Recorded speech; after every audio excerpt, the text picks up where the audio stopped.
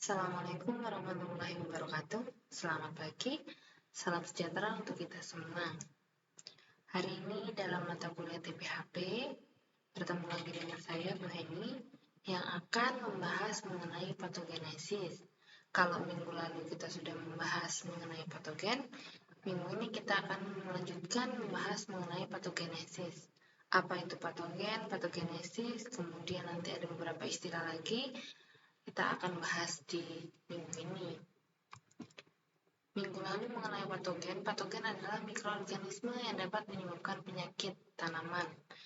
Ada beberapa jenis patogen yang dimana kita sudah sering mengenal atau familiar dengan nama-nama patogen tersebut atau nama-nama mikroorganisme tersebut. Nah, saat ini kita akan membahas mengenai patogenesis. Istilah yang pertama ada patogen atau organisme yang menyebabkan penyakit. Minggu lalu kita sudah membahas ada beberapa jenis patogen, ada fungi, kemudian ada bakteri, ada jamur atau fungi tadi, kemudian ada nematoda, ada tumbuhan tingkat tinggi dan sebagainya. Yang kedua ada lagi istilah tentang patogenisitas, di mana ini adalah kemampuan dari patogen sendiri untuk menimbulkan penyakit. Jadi patogen itu punya kemampuan untuk menimbulkan penyakit disebut dengan patogenisitas. Sementara untuk patogenesis adalah tahap perkembangan penyakit atau step-step langkah-langkah yang patogen lakukan untuk menimbulkan penyakit. Gitu. Kalau kemampuannya adalah patogenisitas, kalau tahap-tahapannya adalah patogenesis. Nah, hari ini kita akan membahas mengenai patogenesis atau tahap-tahap dari patogen menimbulkan penyakit. Tahapnya dimulai dari apa, kemudian berujung di apa. Dan itu merupakan suatu circle atau lingkaran yang tidak akan terputus. Seperti itu terjadi terus, begitu ya. Kemudian ini adalah cara patogen atau patogenisitas yang cara patogen menyebabkan penyakit. Yang pertama adalah mengkonsumsi isi sel tumbuhan. Tentunya nggak langsung dikonsumsi ya, dia ada tahap-tahap sebelumnya atau pra dari konsumsi sel. Yang kedua membunuh atau mengganggu metabolisme tubuh melalui toksin, kemudian enzim atau ZPT atau zat pengatur tumbuh. Yang ketiga, melemahkan tumbuhan dengan menghisap isi sel untuk digunakan sendiri. Biasanya ini dilakukan oleh tumbuhan tingkat tinggi yang menghisap isi sel untuk digunakan sendiri. Tapi nggak menutup kemungkinan juga ini digunakan oleh patogen jenis lain. Yang keempat, memblokir jaringan pembuluh. Memblokir jaringan pembuluh ini yang dimaksud adalah pembuluh pengantar makanan atau phloem.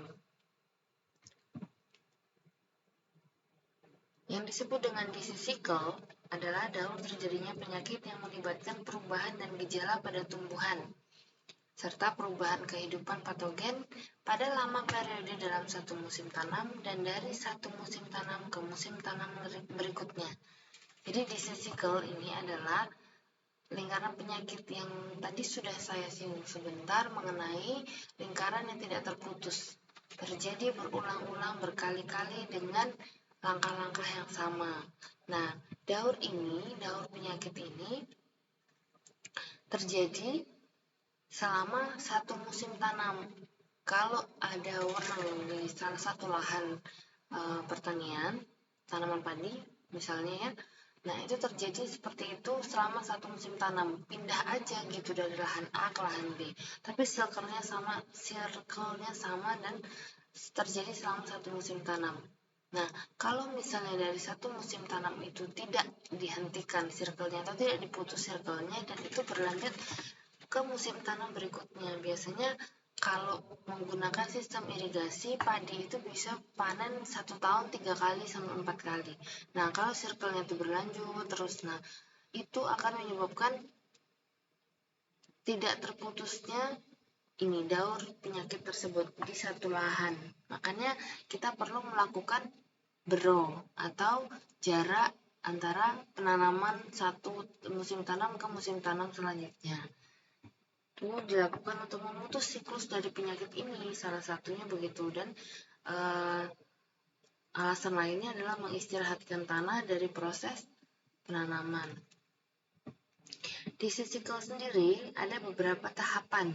Yang pertama ada inokulasi, kemudian germinasi, ada penetrasi, infeksi, masa inkubasi, invasi, pertumbuhan dan reproduksi, juga diseminasi. Nah, 8 tahapan ini terjadi selama satu siklus penyakit. Kalau ini nggak diputus rantainya atau siklusnya nggak terpotong, ya dia akan begitu terus berlanjut dan berkembang. Ini ada pertumbuhan dan reproduksi, otomatis dia bisa bertumbuh dan berkembang. Diseminasi itu lanjutan dari proses ini. Kita akan bahas satu-satu ya.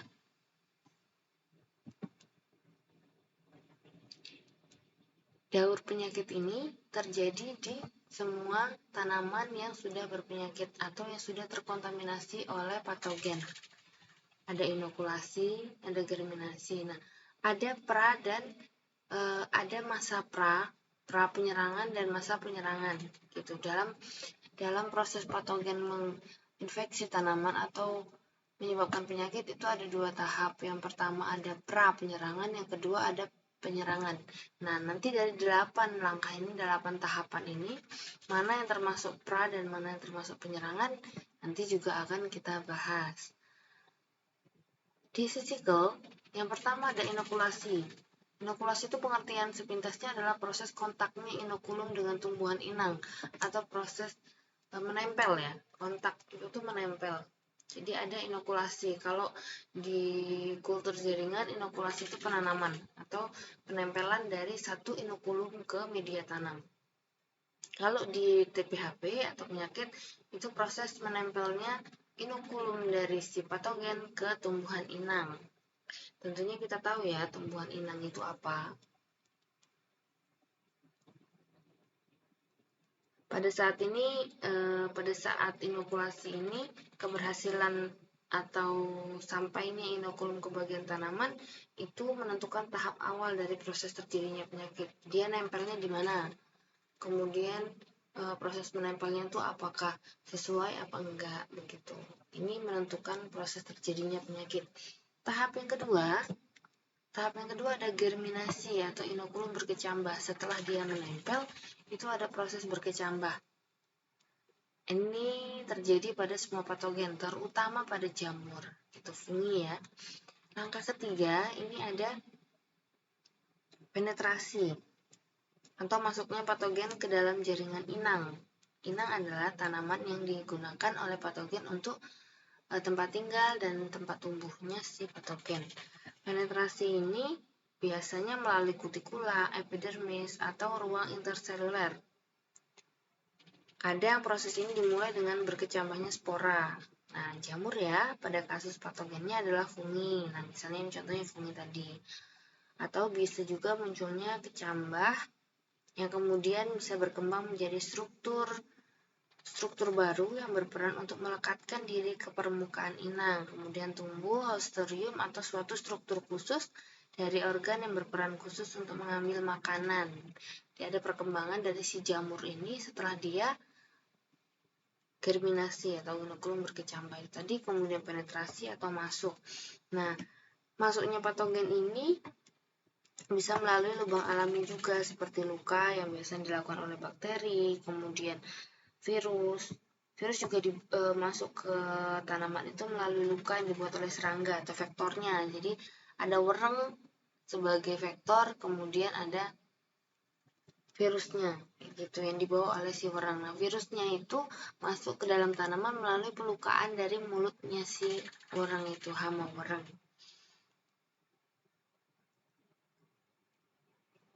Kemudian ada lagi yang keempat adalah infeksi. Infeksi adalah kontak atau interaksi atau menempelnya patogen di dalam jaringan tanaman. Di sini patogen sudah melakukan pengambilan nutrisi dari si inangnya. Jadi menginfeksi ya. Dan di sini juga di tahap infeksi ini bisa menimbulkan penyakit, sudah mulai menimbulkan penyakit. Untuk terjadinya infeksi, maka organisme harus dalam keadaan patogenik atau tumbuhan inangnya peka pada serangan penyakit tersebut. Jadi dia bisa mengadaptasi dan membuat bentuk pertahanan diri ketika si patogen mulai menyerang.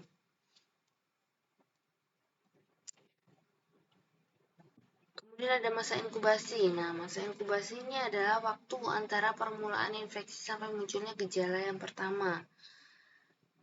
Timbulnya gejala penyakit atau interval antara infeksi pada tumbuhan dan timbulnya gejala ini adalah masa inkubasi. Antara infeksi, tadi mulai menginfeksi sampai dia muncul gejala yang pertama, itu disebut masa inkubasi.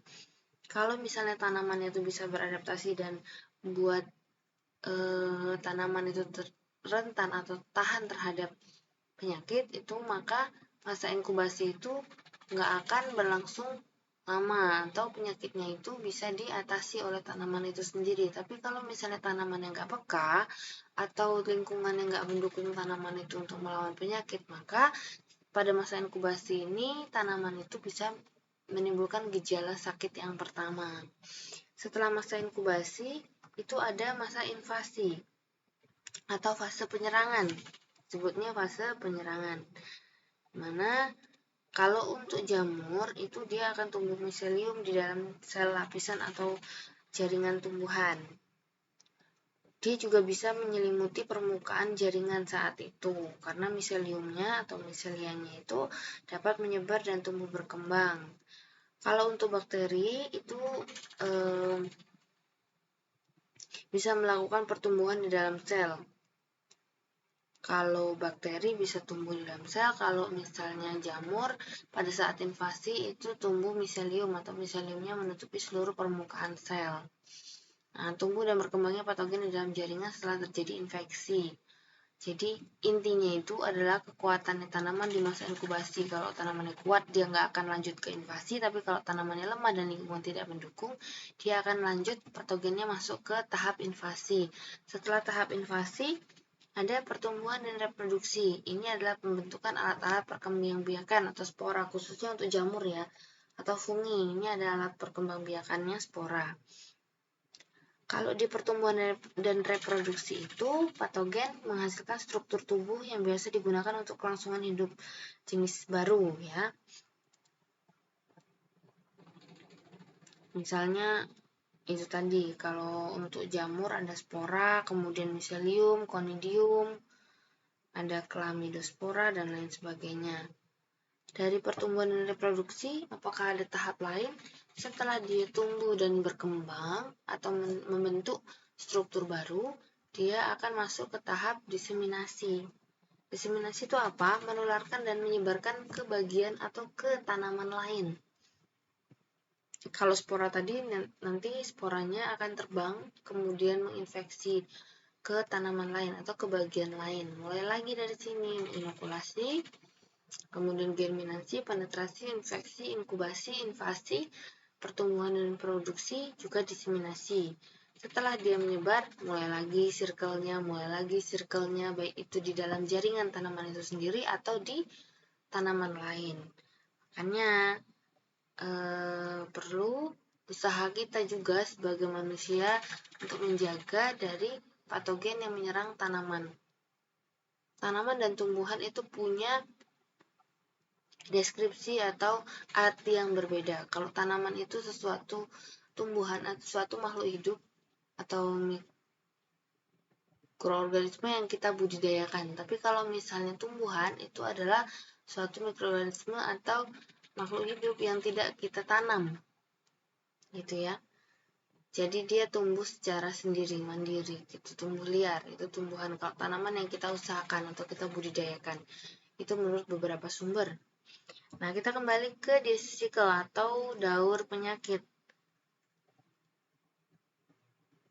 Ketika patogen sudah menyelesaikan seluruh disease cycle ini atau daur penyakit ini, maka patogen tersebut dikatakan sudah menyelesaikan satu siklus penyakitnya. Nah, dari satu siklus itu, maka reproduksi lainnya akan tumbuh di permukaan inang, tubuh inang. Tuh, jadi ada tubuh inangnya. Jadi, daur penyakit ini diselesaikan, maka dia sudah menyelesaikan satu daur penyakit dan akan memulai di tanaman inang lainnya. Dari daur penyakit ini Ada tahap perkembangan penyakit. Nah, tadi yang sudah saya bahas sepintas, ada tahap prapenetrasi atau tahap sebelum penyerangan dan tahap penyerangan. Kalau tahap prapenetrasi itu ada inokulasi atau penempelan atau kontak patogen dengan tanaman inang, kemudian ada germinasi, tadi proses perkecambahannya. Kemudian untuk tahap penyerangan, tahap perkembangan penyakit yang bagian penyerangan itu ada penetrasi, masuknya patogen ke dalam tubuh inang, kemudian menginfeksi, dan invasi. Ini tadi ya, ini sudah masuk penyerangan. Kalau prapenetrasi itu masih di inokulasi dan germinasi. Selanjutnya untuk inokulasi, ada sumber-sumber inokulum atau sumber-sumber patogen. Yang pertama adalah tumbuhan yang hidup yang sudah terinfeksi. Jadi sumber inokulum atau sumber patogen yang bisa menyebar yang pertama dari tumbuhan hidup yang sudah terinfeksi. Kalau tumbuhan hidup yang sudah terinfeksi bisa jadi di satu bagian akan menyerang bagian lain dalam satu tumbuh-tumbuhan, atau jaringan tumbuhan ini atau dari satu jaringan tumbuhan menyebar ke tumbuhan lain atau tumbuhan yang lain. Kemudian ada sisa-sisa tanaman terinfeksi. Ada beberapa jenis tanaman kalau misalnya sudah terinfeksi itu dicabut kemudian dibuang atau dibakar agar tidak menyebar ke tanaman lain. Tapi kadang ada sisa-sisa tanaman yang terinfeksi yang sudah tertinggal di situ sehingga itu yang menyebabkan sumber dari patogennya. Yang ketiga adalah tanah yang terinfeksi, terutama untuk jamur-jamur tanah ya. Biasanya ini jamur tanah, bakteri dan patogen tanah itu nematoda yang memang menginfeksi di tanah gitu. Contohnya di jamur akar putih pada tanaman karet. Kalau sudah terinfeksi itu maka dibuat seperti saluran atau paritan kecil gitu agar akarnya itu nggak menyebar ke luar dari paritan. Jadi memutus siklus dari si jamur akar putih itu. Nah, tanah yang sudah ada jamur akar putihnya tidak boleh ditanami lagi oleh tanaman lain karena tanahnya sudah terinfeksi. Jadi harus disterilkan tanahnya. Caranya gimana? Nah, ada perlakuan-perlakuan khususnya tentunya ya. Membuat bakteri atau jamur tersebut tidak betah di tanah yang sudah terinfeksi itu tadi. Misalnya dinaikkan pH-nya atau diturunkan pH-nya. Kemudian diperlakukan menggunakan fungisida seperti itu.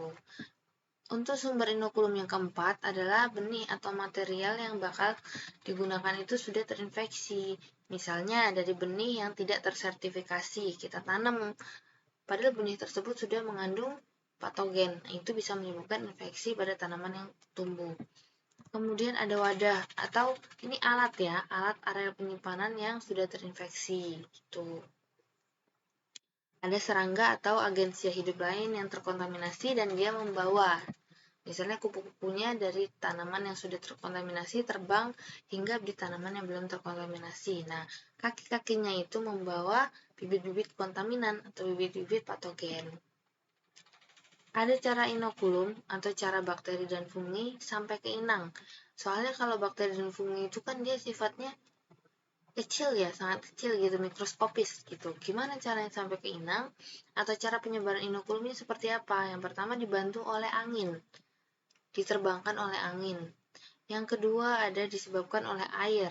Jadi proses penyiraman itu bisa menyebabkan membantu patogen dalam menyebarkan inokulumnya. Yang ketiga ada penyebaran oleh vektor, serangga dan binatang lain. Biasanya vektor ini membuat luka kemudian si fungi atau si bakteri itu masuk melalui luka tersebut. Kemudian yang keempat penyebaran melalui benih atau bibit. Dan yang kelima oleh manusia itu sendiri. Terbawa oleh apa? Sepatu, misalnya alat-alat yang dia bawa, ini tadi ya, yang dia gunakan di pertanian seperti itu. Untuk selanjutnya, cara inokulum atau bakteri sampai ke inang, penyebaran inokulumnya, ini contohnya ya, ini gambarnya, bisa melalui angin, kemudian hujan, cipratan air hujan, kemudian ada angin dan hujan, ada insektisida atau serangga, ada irigasi, kemudian dari benihnya, atau waktu transplanting itu terbawa, ada hewan, kemudian sepatu boot ini manusia, sebabnya manusia seperti itu. Selanjutnya ada penetrasi. Nah, setelah inokulasi itu ada penetrasi atau masuknya patogen ke permukaan tanaman. Yang pertama, penetrasi sendiri dibagi menjadi dua. Penetrasi langsung melalui permukaan tanaman yang utuh atau dinding sel, dan ini dilakukan umumnya oleh tumbuhan tingkat tinggi, fungisida dan nematoda. Penetrasi langsung ya, tumbuhan tingkat tinggi seperti benalu itu langsung dia melukai dinding sel, mengambil nutrisi dari tanaman inang. Kemudian fungi juga begitu, jamur akan tumbuh di situ, kemudian akar dari jamur itu menyerap nutrisi dari tanaman inang. Begitu juga dengan nematoda. Nematoda ada yang hidup di luar akar maupun hidup di dalam akar. Yang kedua, penetrasi melalui luka. Ini biasanya dilakukan oleh serangga, dilakukan oleh bakteri, virus, viroid. Viroid ini lebih kecil daripada virus ya. Minggu lalu sudah kita bahas ukuran-ukuran dari virus, bakteri, virus, viroid, nematoda itu sudah kita bandingkan ukurannya. Kemudian ada penetrasi melalui lubang alami. Ada fungi, bakteri, nematoda. Ini tadi penetrasi yang dilakukan oleh patogennya. Penetrasi langsung melalui luka dan melalui lubang alami. Biasanya lubang alami ini seperti stomata yang sudah ada di tanaman dan itu bisa menjadi tempat masuk bagi si patogen. Sela-selanya seperti itu. Ini adalah contoh dari spora yang masuk atau mengkontaminasi tanaman. Melakukan penetrasi melalui stomata ini sporanya masuk melalui stomata. Ini kemudian haustorium atau alat yang digunakan untuk menyerap nutrisi dari tanaman inang. Haustorium ini adalah bagian-bagian dari si jamur atau spora ya. Presorium atau kubah dari si jamur, kemudian ini adalah batangnya dan ini adalah akarnya. Fungi ada yang dapat melakukan penetrasi dengan satu cara dan ada yang dengan beberapa cara. Bakteri masuk ke dalam jaringan tanaman umumnya melalui luka, kadang melalui lubang alami seperti stomata, kemudian tidak pernah melalui kerusakan dinding sel seperti jamur atau fungi, tanaman tingkat tinggi, dan nematoda. Virus, viroid, molekul protozoa masuk melalui luka yang dibuat oleh vektor.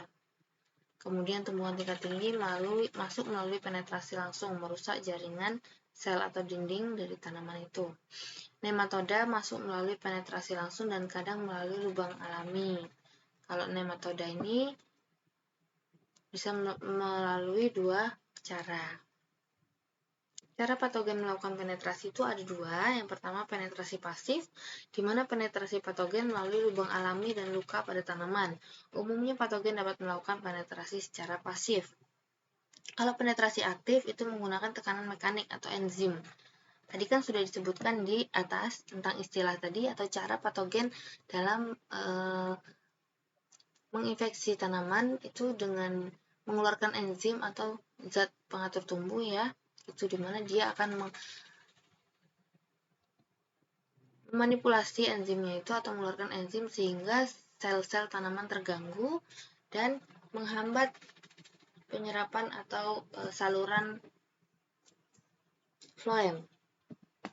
Sementara penetrasi aktif yang kedua hanya dapat dilakukan oleh fungi, nematoda, dan tumbuhan tingkat tinggi, jadi bakteri nggak termasuk.